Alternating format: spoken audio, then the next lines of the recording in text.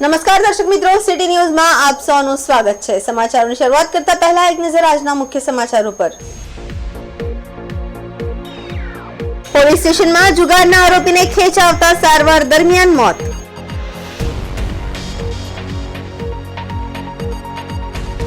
ઉમેદવાર ધવલ પટેલના સમર્થનમાં રાજ્યના મુખ્યમંત્રી ભૂપેન્દ્રભાઈ પટેલ આજે વાપી પહોંચ્યા। અપક્ષ ઉમેદવાર અનોખી રીતે ચૂંટણી પ્રચાર કરી રહ્યા છે।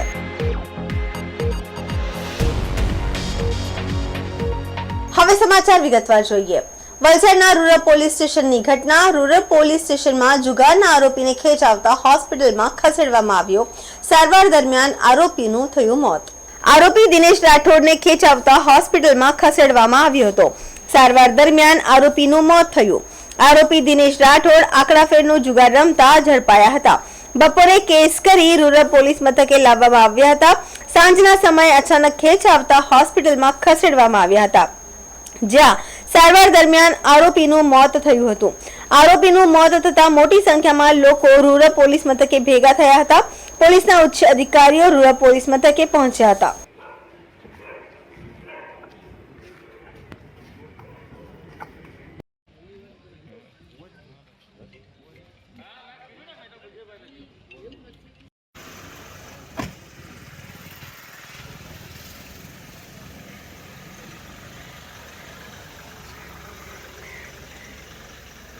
સમાચારોમાં સમય છે નાનકડા વિરામનો। વિરામ બાદ આપ જોઈ શકશો। ઉમેદવાર ધવલ પટેલના સમર્થનમાં રાજ્યના મુખ્યમંત્રી ભૂપેન્દ્રભાઈ પટેલ આજે વાપી પહોંચ્યા। અપક્ષ ઉમેદવાર અનોખી રીતે ચૂંટણી પ્રચાર કરી રહ્યા છે।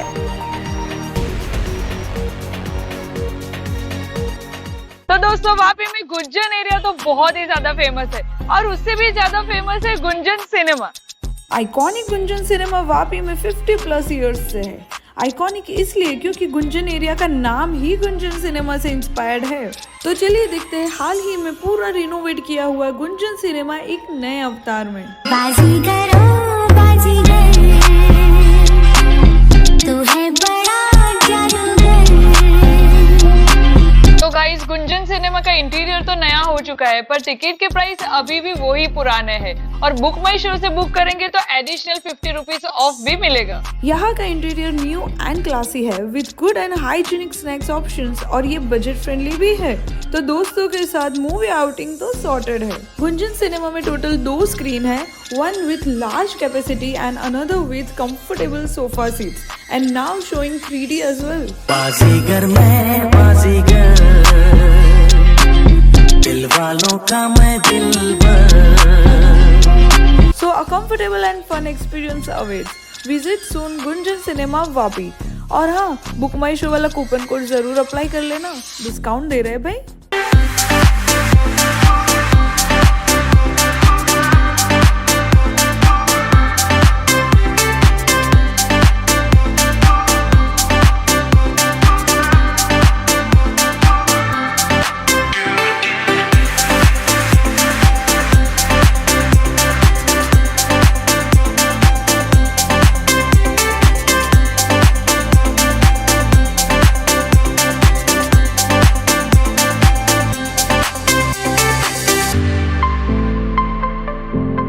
વિરામ બાદ આપનું સ્વાગત છે। વલસાડ લોકસભા બેઠકની ચૂંટણી પ્રચાર પૂરજોશમાં ચાલી રહી છે। બંને પાર્ટીના ઉમેદવારો અને અગ્રણીઓ મતદારોને રીઝવવા પ્રયાસ કરી રહ્યા છે અને હવે ભાજપના ઉમેદવાર ધવલ પટેલના સમર્થનમાં રાજ્યના મુખ્યમંત્રી ભૂપેન્દ્રભાઈ પટેલ આજે વાપી પહોંચ્યા હતા। ધવલ પટેલના સમર્થનમાં રાજ્યના મુખ્યમંત્રી ભૂપેન્દ્રભાઈ પટેલ આજે વાપી પહોંચ્યા હતા, જ્યાં તેઓ વાપીમાં વલસાડ જિલ્લાના ભાજપના પદાધિકારીઓ અને અગ્રણીઓ સાથે બૃહદ બેઠક કરી હતી। આ બેઠકમાં રાજ્યના નાણામંત્રી દેસાઈની, ભાજપ ઉમેદવાર ધવલ પટેલ, ભાજપના ધારાસભ્યો, ભાજપના પ્રમુખ અને સમગ્ર સંગઠનની સાથે જિલ્લાના તાલુકા પંચાયત, જિલ્લા પંચાયત, નગરપાલિકા સહિતના ભાજપના ચૂંટાયેલા સભ્યો અને પાર્ટીના અગ્રણીઓ પણ ઉપસ્થિત રહ્યા હતા। બેઠકમાં મુખ્યમંત્રી ભૂપેન્દ્રભાઈ પટેલે વલસાડ લોકસભા બેઠક પર ભાજપના ઉમેદવારને આ વખતે 5 લાખથી વધુ મતની લીડથી જીતવા બૂથ લેવલ સુધી કામ કરી અને સરકારની વિવિધ યોજનાઓને લોકો સુધી લઈ જવા હાકલ કરી હતી। આ સાથે જ મુખ્યમંત્રીએ વલસાડ જિલ્લાના વિવિધ સમાજના અગ્રણીઓ સાથે પણ બેઠક કરી હતી. આમ વલસાડ ડાંગ લોકસભા બેઠક પર ભાજપના ઉમેદવારને આ વખતે પ્રચંડ બહુમતીથી જીતાડવા ભાજપના સંગઠનની દઈ પેજ પ્રમુખ સુધીના કાર્યકરો ઘરે ઘરે સુધી જઈ મતદારોને રીઝવવા પ્રયાસ કરી રહ્યા છે. અને હવે મુખ્યમંત્રીએ પણ માર્ગદર્શન આપતા ભાજપના કાર્યકર્તાઓમાં ઉત્સાહ જોવા મળ્યો હતો. સૌપ્રથમ તો વલસાડ જિલ્લાની આ કાર્યકર્તાઓની એક મિટિંગ હતી. એમાં આપણા યશસ્વી મુખ્યમંત્રી શ્રી ભૂપેન્દ્રભાઈ પટેલ એમને મિટિંગ લીધી. સાથે સાથે આપણા ફાઇનાન્સ મિનિસ્ટર કનુભાઈ દેસાઈ સાહેબ વિશેષ ઉપસ્થિત રહ્યા અને અમારા લોકસભાના ઉમેદવાર ધવલભાઈ પટેલ અને અમારી વલસાડ જિલ્લાની આખી ટીમ. પહેલી મિટિંગમાં કાર્યકર્તાઓ જે બધા જ કી કાર્યકર્તાઓ જે ચૂંટાયેલા હોય, ઉમેદવારો હોય, મેઇન હોદ્દેદારો એમની મિટિંગ હતી અને 508 અપેક્ષિત હતા.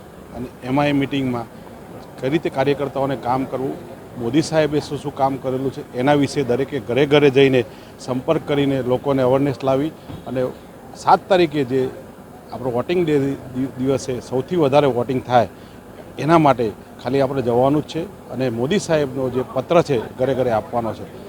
આનાથી લોકો ઓટોમેટિકલી વોટ આપવા નીકળશે એવી એમને અપીલ કરી.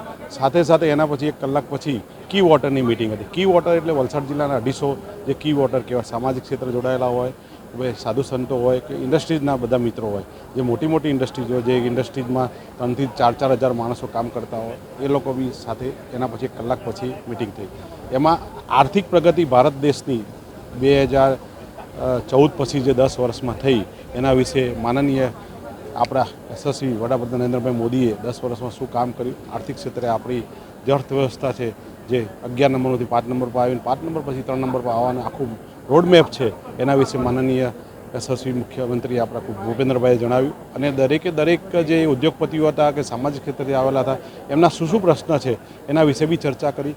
લોકોએ સામેથી એમ કીધું, સાહેબ અત્યારે એટલું બધું સરસ મજાનું કહેવાય કે છે પ્લેટફોર્મ છે કે લોકો સ્વયંભૂ જોડાયેલા છે અને સ્વયંભૂ જોડાવીને આ રીતે જે રીતે સામેથી ઉદ્યોગપતિઓએ કીધું કે આટલો સરસ મજાનો જે એટમોસ્ફિયર છે એના લીધે આજે અમારે ઇન્ડસ્ટ્રીઝમાં જે ગ્રોથ થઈ રહ્યો છે.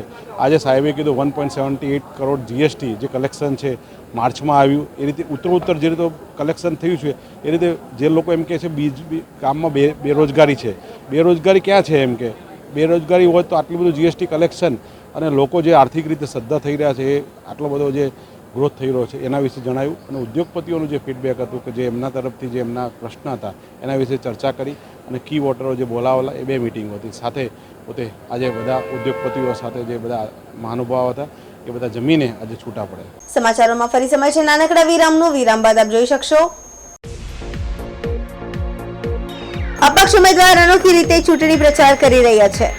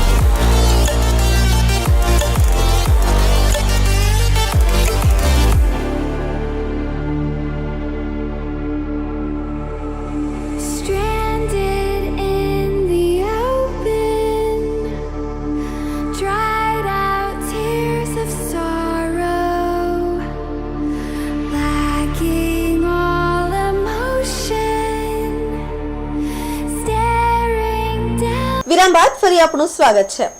દેશમાં લોકસભાની ચૂંટણી પ્રચારમાં આપ સૌને ચૂંટણીમાં ઉમેદવારો કે રાજનેતાઓ મતદારો પાસે જઈ અને માત્ર મત જ માંગતા હોવાની અપીલ કરતા જોવા મળ્યા હશે, પરંતુ દમણ દીવ લોકસભા બેઠક પર એક અપક્ષ ઉમેદવાર અનોખી રીતે ચૂંટણી પ્રચાર કરી રહ્યા છે, જેઓ મતની સાથે મતદારો પાસે ચૂંટણી લડવાનો ફાળો પણ માંગી રહ્યા છે અને લોકો પણ હોશે હોશે અપક્ષ ઉમેદવારને ફંડ પણ આપી રહ્યા છે. ભાજપ કોંગ્રેસના ઉમેદવારો પોતાના સમર્થકો, ટેકેદારો અને કાર્યકર્તાઓની ફોજની સાથે પાર્ટીના જાણીતા નેતાઓને સાથે રાખીને પ્રચાર કરી રહ્યા છે, મતદારો પાસે જઈને મત માંગી રહ્યા છે. જો કે વર્ષ 2019માં દમણ દીવ લોકસભા બેઠક પર અપક્ષ ઉમેદવારી નોંધાવેલા દમણ યુથ એક્શન ફોર્સના જાણીતા ફાયર બ્રાન્ડ યુવા અગ્રણી ઉમેશ પટેલ અનોખી રીતે એકલા હાથે ચૂંટણી પ્રચાર કરી રહ્યા છે. ઉમેશ પટેલની સાથે તેમના કોઈ કાર્યકર્તાઓની ફોજ નથી કે પ્રદેશના અન્ય કોઈ આગેવાનોનો સહકાર નથી, પરંતુ તેઓ ચૂંટણી પ્રચાર માટે એકલા હાથે પ્રદેશના વિવિધ વિસ્તારોમાં નીકળે છે અને મતદારો પાસે જઈને માત્ર મત જ માંગે છે, પરંતુ મત માંગવાની સાથે તેઓ મતદારોના ચરણ સ્પર્શ કરીને મતદારો પાસેથી ચૂંટણી લડવા માટે ફંડ પણ માંગે છે. ઉમેશ પટેલ દમણ રાજકારણનું મોટું નામ છે. 2019ની ચૂંટણીમાં ઉમેશ પટેલ અપક્ષ તરીકે ચૂંટણી લડ્યા હતા, પરંતુ માત્ર 1,37,000નું કુલ મતદાન ધરાવતા આ પ્રદેશમાં ઉમેશ પટેલને ગઈ ચૂંટણીમાં 20,000થી વધુ મતો મળ્યા હતા. આથી ઉમેશ પટેલે ભાજપ અને કોંગ્રેસને બંનેને હફાવ્યા હતા. જો કે આ વખતે તેઓએ ચૂંટણી પ્રચારની રણનીતિ બદલી છે. એકલા ચલો રે એકલા ચલોના સૂત્ર સાથે ઉમેશ પટેલ સવારથી ચૂંટણી પ્રચારમાં નીકળે છે. હાથમાં ફંડફાળો એકત્રિત કરવા માટે ગલ્લો લઈને ઘરથી નીકળી મતદારોને ઘરે જઈને આશીર્વાદ માંગે છે અને ત્યારબાદ પોતાના માટે મત માંગે છે. સાથે જ ચૂંટણી લડવા માટે મતદારો પાસે ફંડ પણ માંગે છે. મતદારો પણ હોશે હોશે ઉમેશ પટેલની ચૂંટણી લડવાનું ફંડ પણ આપી રહ્યા છે અને સાથે જ આશીર્વાદ પણ આપી રહ્યા છે. આમ દમણ દીવ લોકસભા બેઠક પર અપક્ષ ઉમેદવારનો ચૂંટણી પ્રચાર અત્યારે સમગ્ર પ્રદેશની સાથે આસપાસના વિસ્તારનું પણ ચર્ચાનું કેન્દ્ર બન્યું છે. હું આ પહેલીવાર જનતાના પૈસે ચૂંટણી લડવા જઈ રહ્યો છું. હું જ્યાં એક માંગુ છું તે લોકો 10 ને 100 ને 1000 રૂપિયા આપી રહ્યા છે અને એના થકી હું એમનો ઋણી અને એમનો કર્જદાર બની રહ્યો છું. જ્યાંથી ચૂંટણી જીત્યા બાદ હું 5 વર્ષ સુધી એમનો આ કર્જનો ઋણ ચૂકવવાનું પૂરી કોશિશ કરીશ અને એમના ઋણોમાંથી મુક્ત થવા માટેનું કામ કરીશ. એટલે આ પ્રથમ વખત હું લોકોથી પૈસા માંગીને ચૂંટણી લડી રહ્યો છું. કારણ એ જ છે, જૂના જમાનામાં બી એટલે જ તો સેવા એક મુખ્ય ઉદ્દેશ હતો. ત્યારે લોકો જનતા પાસેથી ચંદો લઈને લડતા, એટલે ત્યાંની રાજનીતિની આજની રાજનીતિમાં એક જ મહત્વનો આપણો ફરક આવ્યો છે. ત્યારની રાજનીતિ લોકોને સેવા માટે થતી હતી, આજેની રાજનીતિ મેવા માટે થઈ રહી છે. કેમ કે પૈસાથી વોટ ખરીદો અને પછી તે જે માણસો 25 કરોડ ખર્ચે એ 100 કરોડ બનાવવાનો જ બિઝનેસ બનાવી દીધો છે. તો મેં ફરી તે જ પ્રથાને પાછી લાવી છે કે મારો ઉદ્દેશ માત્ર સેવાનો છે અને એમના પૈસેથી ચૂંટણી લડીને એમને પાછું એના 1000 ને 1 લાખ ગણું પાછું આપવાની કોશિશ કરીશ. સમાચાર પૂરા કરતા પહેલા એક નજર આજના મુખ્ય સમાચારો પર. પોલીસ સ્ટેશનમાં જુગારના આરોપીને ખેંચાવતા સારવાર દરમિયાન મોત.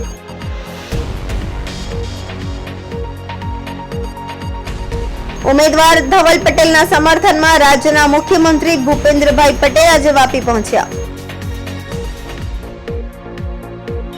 અપક્ષ ઉમેદવાર અનોખી રીતે ચૂંટણી પ્રચાર કરી રહ્યા છે.